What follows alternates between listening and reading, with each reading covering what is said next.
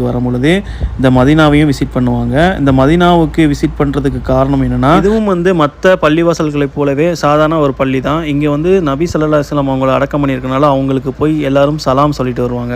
அதாவது அவங்க பேரில் சாந்தியும் சமாதானமும் நிலவட்டும் அப்படின்னு சொல்லி இறைவனிடம் துவா கேட்கிறேன் அப்படிங்கிறத சொல்லிட்டு வருவாங்க. நம்மளும் பார்த்தீங்கன்னா முகமது நபி ஸல்லல்லாஹு அலைஹி வஸல்லம் அவங்கக்கிட்ட போய் சலாம் சொல்கிறதுக்காக போய்கிட்டு இருக்கோம். நீங்களும் அப்படியே இந்த வீடியோ வழியாக என் கூட வர போகிறீங்க. பாபல் சலாம் அப்படிங்கிற கேட் வழியாக தான் நம்ம உள்ளே போகிறோம். இந்த கேட்டுக்கு பேர் தான் பாபல் சலாம். இந்த பள்ளியில் 2 சிறப்பான விஷயங்கள் செய்ய வேண்டியது இருக்குது. ஒன்று பார்த்தீங்கன்னா நபி ஸல்லல்லாஹு அலைஹி வஸல்லம் அவங்களுக்கு சலாம் சொல்கிறது. இரண்டாவது பார்த்தீங்கன்னா ரவுதா ஷரீஃப்குள்ளே தொழுகிறது. இந்த ரவுதா ஷரீஃப் அப்படின்னா என்னென்னா, சொர்க்கத்தில் இருக்கிற தோட்டங்களில் ஒரு தோட்டம் அப்படின்னு இந்த இடத்த அவங்க சொல்லியிருக்காங்க. குறிப்பாக இந்த இடத்த சொல்லியிருக்காங்க. அந்த இடம் இந்த மஸ்ஜிதுக்குள்ளே தான் இருக்குது. ஸோ முஸ்லீம்கள் அனைவரும் இங்கே வந்தாங்கன்னா கண்டிப்பாக இதுக்குள்ளே போய் 2 ரக்காயத்து தொழுகிறதுக்காக ரொம்ப கஷ்டப்பட்டு நிற்பாங்க. க்யூவில் நின்று பண்ணுவாங்க. லெஃப்ட் சைடு துணியால் மறைச்சிருக்கிற அதுக்கு பக்கத்தில் அந்த பச்சை கலர் கூண்டு ஒன்று தெரியுதா, இதுக்கு பின்னாடி தான் அந்த ரவுதா ஷரீஃப் அப்படிங்கிற இடம். அதாவது இங்கே நீங்கள் தொழுதீங்கன்னா சொர்க்கத்தில் தொழுத மாதிரி அப்படிங்கிற ஒரு காரணத்துக்காக எல்லாருமே இங்கே 2 ரக்காயத்து தொழுகிறதுக்காக முந்தி அடித்து போட்டி போட்டுக்குருவாங்க. ஆனால் தற்பொழுது பார்த்தீங்கன்னா அதை க்ளோஸ் பண்ணி வச்சுருந்தாங்க. இதுதான் அந்த ரவுதா ஷரீஃப்னு சொல்லக்கூடிய இடம். இதுக்கு பக்கத்தில் தான், அதாவது இந்த திரைக்கு பின்னாடி தொழுதா அந்த நன்மை அப்படின்னு சொல்கிறாங்க. இதுக்கு பக்கத்துலேயே பார்த்தீங்கன்னா நபி ஸல்லல்லாஹு அலைஹி வஸல்லம் அவங்கள அடக்கம் பண்ண இடம் அந்த இருக்குது.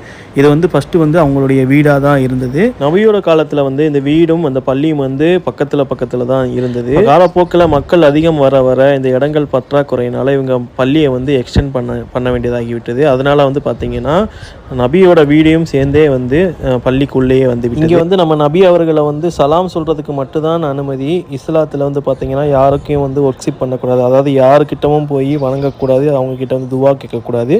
அவங்களுக்காக துவா கேட்கலாம். ஜியாரத்தோட முக்கிய நோக்கமே அவங்களுக்கு போய் சலாம் சொல்கிறது மட்டும். நபி காலத்தில் இது நபியோட வீடாக இருந்தது. பின்பு நபி மரணித்த பிறகு அவங்களே இங்கேயே அடக்கம் பண்ணுறாங்க.